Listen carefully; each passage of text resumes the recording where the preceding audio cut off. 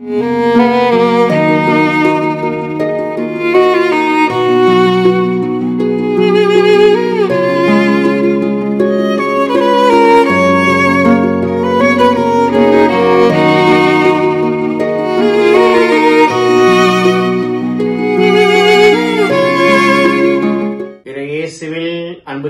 சகோதர சகோதரிகளே, திரு அவை வழிபாட்டு கேலண்டரில் நாம் மிக முக்கியமான காலகட்டத்தில் அடியெடுத்து வைத்திருக்கின்றோம். ஹோலி திருதுவும் புனிதமான முப்பெரும் நாட்கள் என்று அழைக்கப்படுகின்றது. பெரிய வியாழன், பெரிய வெள்ளி, பெரிய சனி. சிறப்பாக இன்றைய நாளின் வழிபாட்டில் நம் ஆண்டவர் இயேசு கிறிஸ்து 3 முக்கியமான நிகழ்வை நம்மோடு பகிர்கின்றார். முதலில் ஆண்டவர் இயேசு கிறிஸ்து நற்கருணை ஏற்படுத்துகின்றார். இரண்டாவதாக ஆண்டவர் இயேசு கிறிஸ்து குருத்துவத்தை ஏற்படுத்துகின்றார். மூன்றாவதாக ஆண்டவர் இயேசு கிறிஸ்து நமக்கு அன்பு கட்டளையை தந்தார் என்பதை நினைவு கூர்ந்து நாம் கொண்டாட அழைக்கப்பட்டிருக்கின்றோம். பிரியமானவர்களே, எகிப்தின் அடிமைத்தனத்திலிருந்து செங்கடலை கடந்து பாலும் தேனும் பொழியும் கானா தேசத்திற்கு நுழைந்ததை யூத மக்கள் பாஸ்கா விழாவாக கொண்டாடினார்கள். ஒவ்வொரு ஆண்டிலும் எருசலேம் கோவிலுக்கு வந்து கொண்டாடி ஆண்டவருக்கு நன்றி செலுத்தி பலியிட்டு மகிழ்ந்தார்கள். இந்த பின்னணியில் ஆண்டவர் இயேசு புதிய பாஸ்காவை, புதிய உடன்படிக்கையை நம்மோடு அவர் ஆரம்பித்து வைக்கின்றார். பிரியமானவர்களே, நற்கருணை திருச்சபை தனது வாழ்வை நற்கருணையிலிருந்து பெறுகின்றது. திருச்சபையின் வாழ்வுக்கு ஊற்றும் உச்சமாக நற்கருணை இருந்து வருகின்றது என்பதை 2ஆம் வத்திக்கான் சங்கம் நமக்கு தெள்ள தெளிவாக எடுத்துக் கூறுகின்றது. பிரியமானவர்களே, இன்றைய நாளில் ஆண்டவரின் உணவின் பொழுது, இறுதி உணவின் பொழுது ஆண்டவர் தனது சீடர்களை அழைத்து இந்த உணவை அவர்களோடு உண்ணுகின்றார்.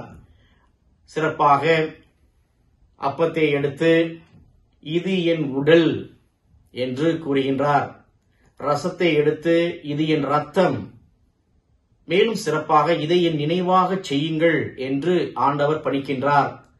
ஆண்டவர் தனது உடன் இருப்பை தனது சீடர்களோடு அவர் விட்டுச் செல்கின்றார்.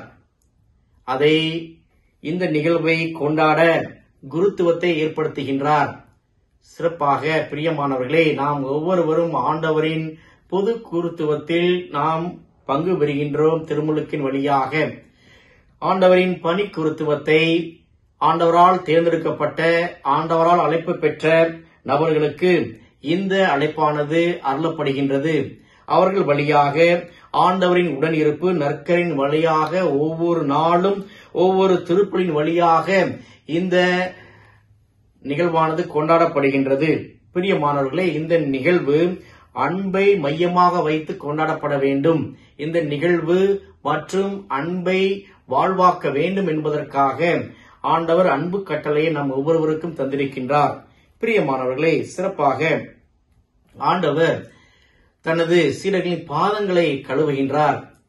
நான் செய்வது போல நீங்களும் செய்யுங்கள், நான் உங்களை அன்பு செய்வது போல நீங்களும் ஒருவரை ஒருவர் அன்பு செய்யுங்கள், பணிவிடை பெற அன்று பணிவிடை புரியவே வந்தேன் என்று ஆண்டவர் தெள்ள தெளிவாக அவர் வாழ்ந்து காட்டுகின்றார். பிரியமானவர்களே, நாம் சிறப்பாக இன்றைய நாளில் இன்றைய வழிபாடு நமக்கு விடுக்கின்ற அழைப்பு, ஆண்டவரின் அன்பு பிள்ளைகளாக ஆண்டவரின் அன்பை முழுமையாக பெற்ற நபர்கள் நாம் ஒருவருக்கொருவர் இந்த அன்பை பரிமாற வேண்டும் முழுமையாக. மேலும் சிறப்பாக பாதங்கள் கழுவுவது வழியாக ஆண்டவர் தனது தாழ்ச்சியை அவர் வெளிப்படுத்துகின்றார். பிரியமானவர்களே, நம் ஒவ்வொருவரின் வாழ்விலும் அன்பு, தாழ்ச்சி என்ற 2 பண்புகளில் நாம் சிறந்தவர்களாக வாழ வளர நாம் அழைக்கப்பட்டிருக்கின்றோம். சிறப்பாக இன்றைய நாளில் ஆண்டவருக்கு நன்றி செலுத்துவோம். ஆண்டவர் நமக்கு நற்கருணையை தந்திருக்கின்றார். ஆண்டவர் குருத்துவத்தை தந்திருக்கின்றார்.